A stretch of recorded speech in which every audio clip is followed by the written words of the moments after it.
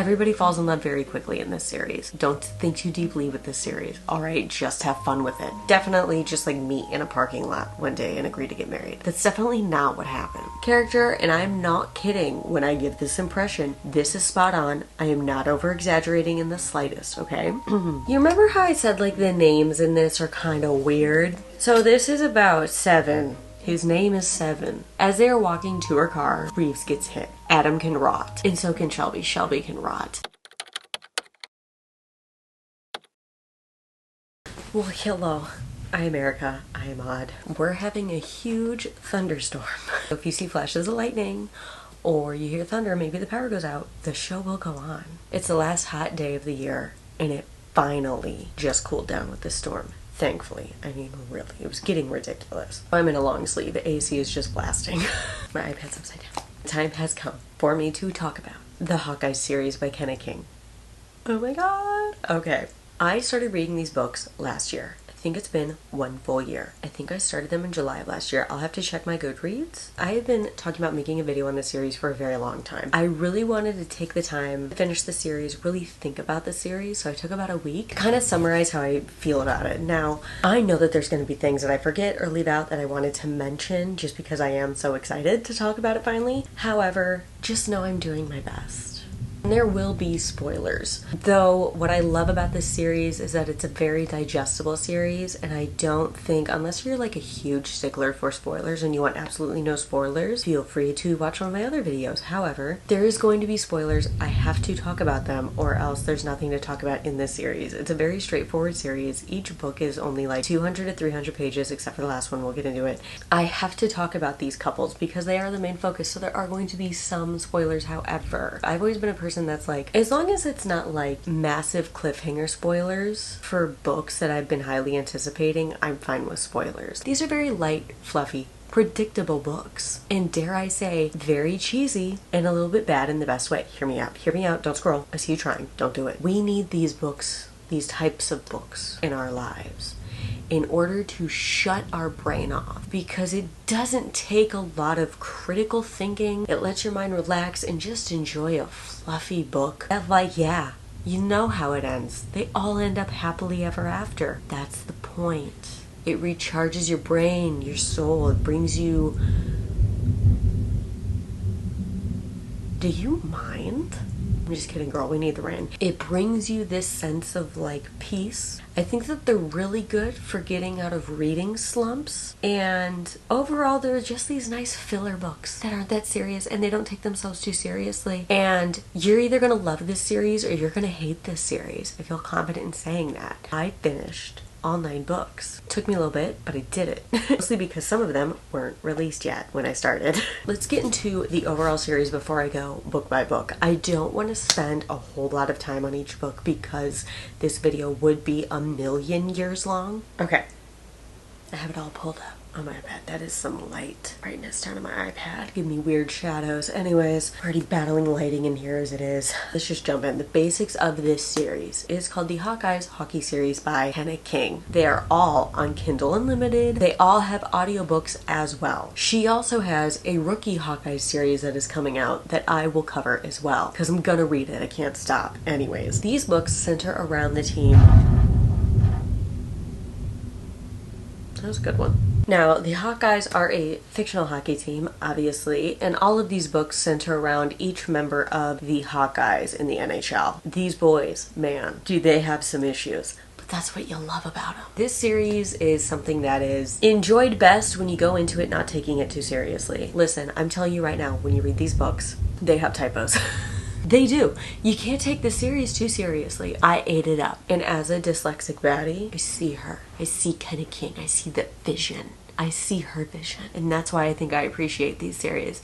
I think she might be a little bit dyslexic, okay? But you know what? We support her. We supported possibly dyslexic baddie. However, typos naturally happen in life as well, so it could just be that, and not too much of meticulous editing. Because fun fact about Kindle Unlimited, you can just post on there. You don't gotta, you know, you can just publish.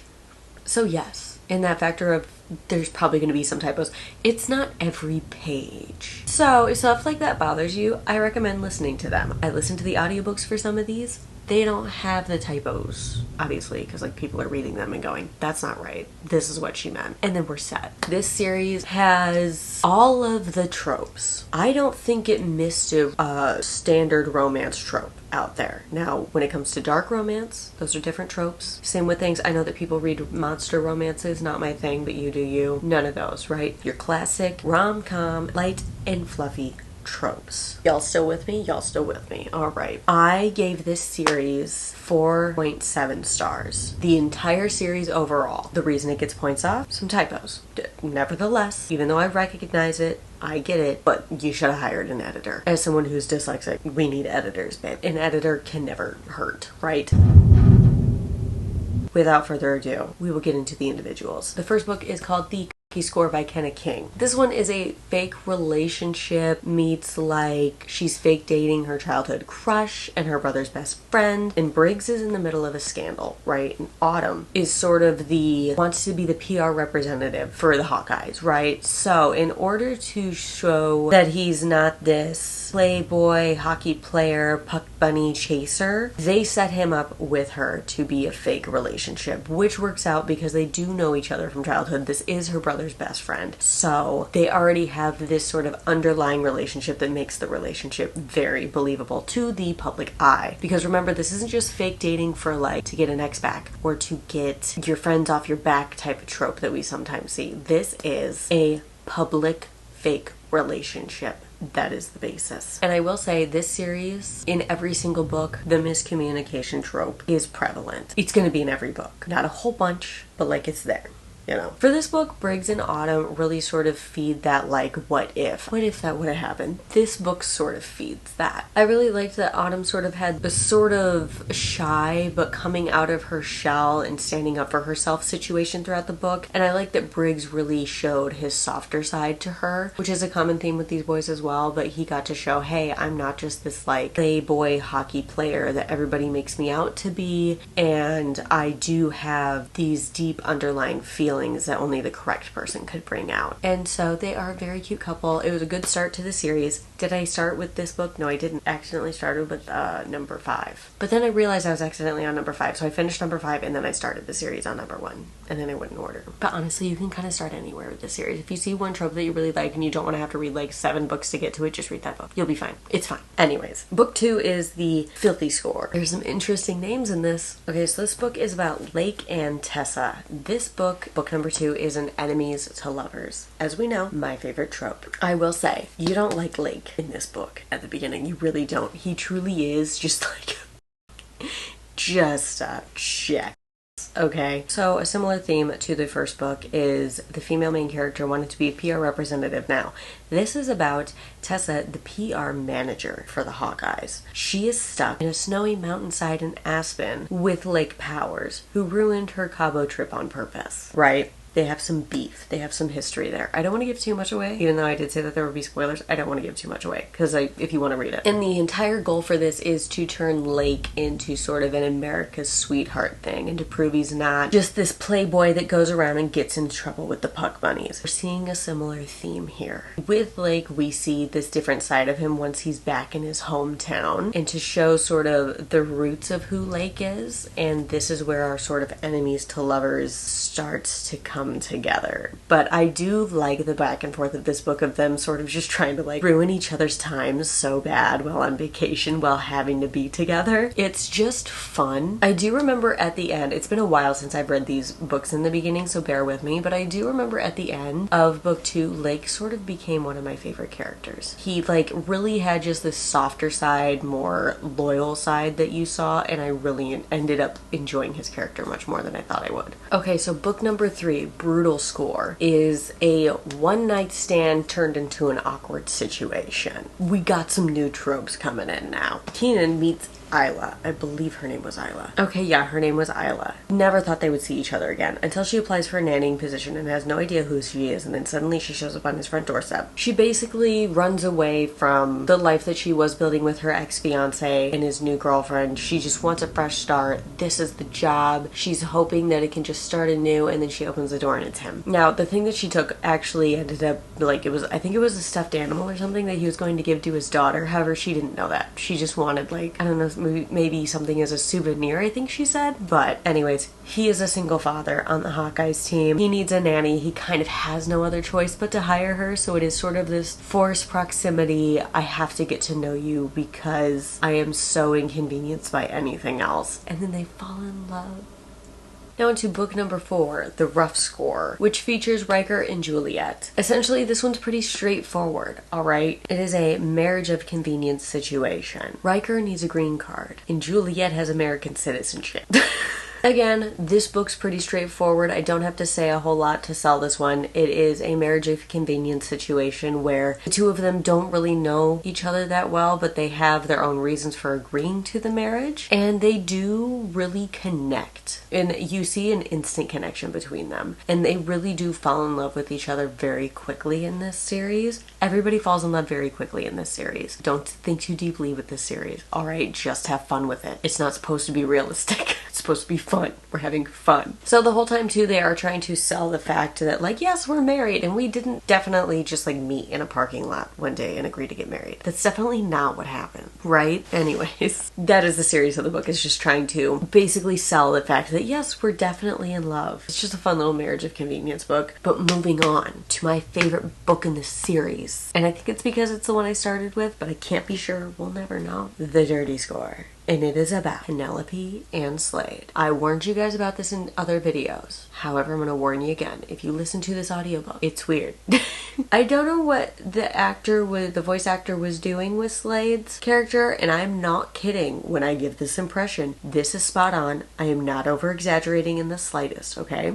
Chapter 4. Slade. As I walk down the hall to the Hawkeyes studio, I can't help but think of Penelope. And it's in this deep whisper, and it's so weird, and I don't know why he made that choice, but he did. And it's a hard listen. So if you want to withstand the typos to read it, highly recommend you read it instead of listen for this one. Unless you need a laugh.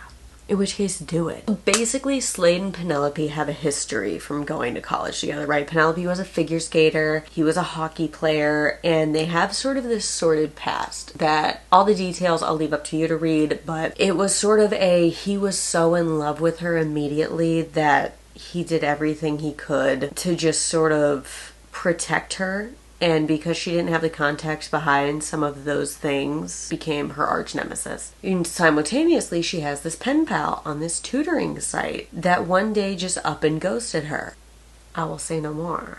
I had to replace my camera battery, so if something looks different, that's why. Again, this is just a good old classic enemies to lovers. I love them. I will say I think this is the couple that is the most vulnerable with each other, and so I really enjoyed that aspect as well. He also like has a tattoo dedicated to her, if I'm remembering correctly. He has a tattoo dedicated to her. But essentially, Penelope is the coach's daughter, and she's hoping to take over the Hawkeyes one day, so she has to play nice with Slade, which is proving to be harder than she thought it would be.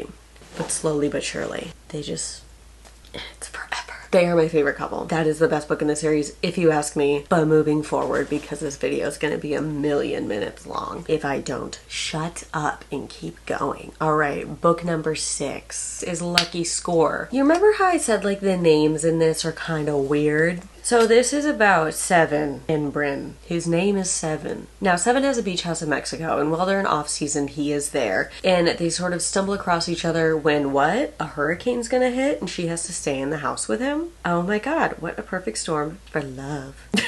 I'm gonna keep going with this because I just love this series and I want to be as cheesy as the series. Anyways, now Seven is somebody who has a no relationship rule. Doesn't want to be in a relationship. It's not his thing. He doesn't want to do it. But there's something about her that just takes him over and he can't help fall in love with her. This one probably, I think, has the most miscommunication out of all of them, if I'm remembering correctly. I'm pretty sure this has the most miscommunication out of all. So if that's your thing, you like a good miscommunication trope, Lucky Score, book number 6. That is your jam. That one I think was one of my least favorite ones. I remember reading that one being like, I'm a little bored. but okay.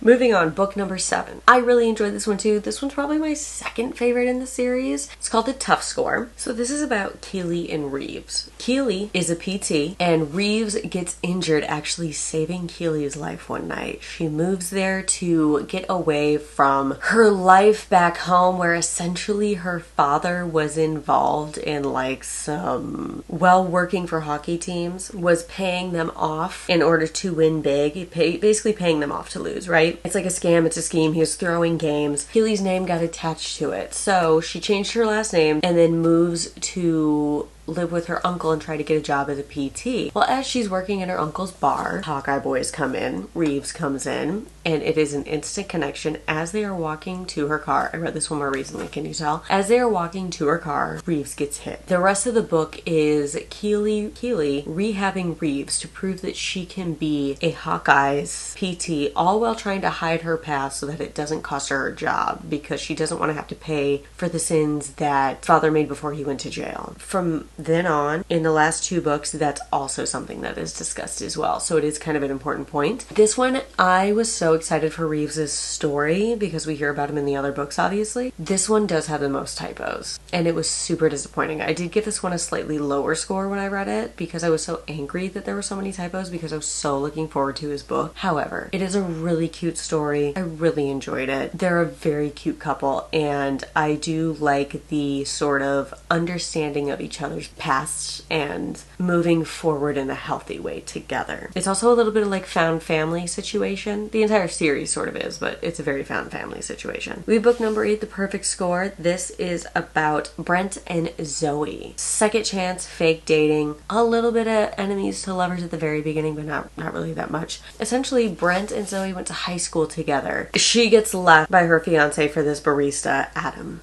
His name's Adam. And he leaves her for a barista named Shelby. Zoe's sister is getting married, and she is on the way to the wedding. Brent is going back home for his grandmother's party now. They're both sort of in need of having a significant other. Brent to make sure his grandma doesn't worry and stops trying to set him up, and Zoe to sort of get back at Adam. Her whole thing is she wants to get back at Adam and show him that he was wrong for leaving her for Shelby. Brent and Adam used to be best friends because they used to play hockey together. So there's a nice little like love triangle tension between everybody of like, what are you doing here? What are you doing here? Situation. A lot of things from the past come to light, and it really is a second chance romance. You're gonna love the grandma. She's so sassy. And she has all these suitors. And the sister was a notable one in this that I really liked. Adam can rot. And so can Shelby. Shelby can rot. 2 of the like most horrible people throughout the entire series, I will say. They're 2 of the worst characters ever, are Adam and Shelby. Oh my god. They are like the perfect enemies in the book. Like, you're designed to hate them, and you do. Their romance was very cute. Again, sort of a miscommunication situation, but I really enjoyed them. Okay, so this is book 9. It is the last book in the series, and I am disheartened to tell you that it is my least favorite in the series. For one reason, and one reason alone. There's an age gap. I don't like age gaps. Unless it's a 109-year-old vampire named Edward. Then I'm okay with it. I also don't like accidental pregnancy tropes. It has an accidental pregnancy trope, but I will say, I liked how it was done in this. We'll get into it. So, Coach Bex is the other coach for the Hawkeyes, and Rowan is the reporter. And naturally, they are enemies, because Rowan likes to get the scoop on the Hawkeye boys in order to keep her job. Bex previously had his marriage imploded by the media, so he already doesn't like her just because of her job, right? However, she starts traveling with the team, and there's tension, and it builds. And then they have no choice but to admit that they have feelings for each other. I love it. Bex never had a family. Again, his marriage fell apart because he wouldn't prioritize his marriage over work and his career. And he just said he'd never met someone that he loved more than hockey, even his ex-wife. However, Rowan's different. He can love her and his career. So selfless.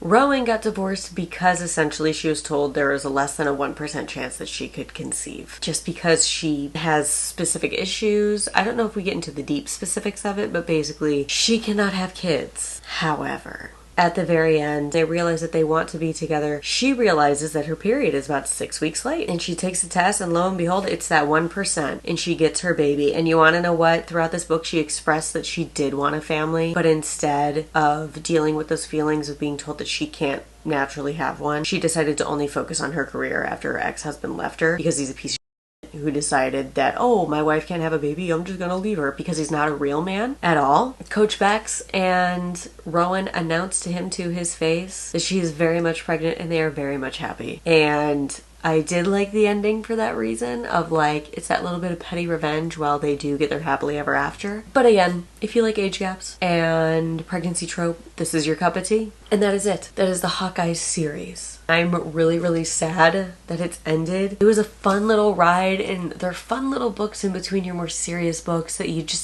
don't gotta think too hard on it. Just sit there and enjoy it, and it's so cheesy and so unrealistic, but it's why we love it and it's why we read them. They're just fun. So if you want to read this series, don't go into it just with this serious, I need an excellent piece of literature mindset. Go in and have fun. Just have a blast, okay? I can't wait to start the Rookie series, dude. It's gonna be so good. I hope that you enjoyed this. I'm glad that I could give those little synopsis for you guys of what the books are about and why I love the couples. Until next time, I hope that you guys enjoyed this video. Please be sure to like and subscribe, and I'll see you guys in the next video. Bye, guys.